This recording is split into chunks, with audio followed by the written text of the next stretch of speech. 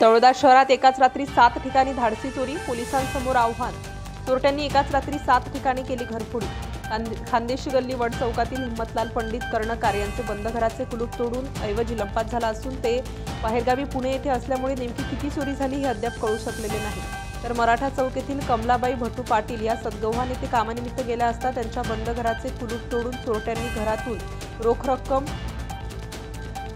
20,000 रुपये चोरी झाल्याचे कमलाबाई यांनी सांगितले। तर डीबी हट्टी खर्डी नदीच्या परिसरात दीपक सुखलाल कुंभार यांचे बंद घराचे कुलूप तोडून चोरट्यांनी कपाटातील सामान अस्ताव्यस्त केल्याचे आढळून आले। कुंभार नंदुरबार गेलेले असल्यामुळे काय चोरी झाली हे अद्याप कळू शकलेले नाही। तर कालिका माता मंदिरजवळ मनसाराम दामू मगरे यांच्या बंद घराचे कुलूप तोडून सामान अस्ताव्यस्त केल्याचे घरमालकांनी सांगितले। तर काहीही चोरी झाली नसल्याचे आढळून आले।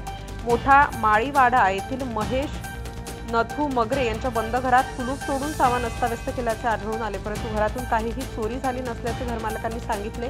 तर विद्यानगरी या वसाहतीत शशिकांत यादवसा कलाल यांच्या बंद घराचे कुलूप तोडून चोरट्यांनी सामान अस्ताव्यस्त केलं होतं। घरात काहीही चोरी झाली नसल्याचे घरमालकांनी सांगितले।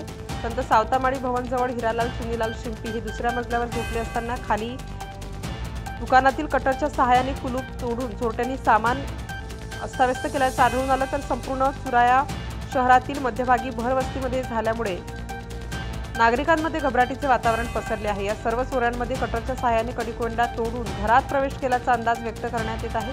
सदर चोरीच्या घटनेची माहिती मिळताच पोलीस निरीक्षक निलेश साळी, पोलीस कर्मचारी रामा वडवी, गौतम बोराडे व रामोळे घटनास्थळी दाखल झाले व पंचनामे करण्याचे काम सुरू आहे।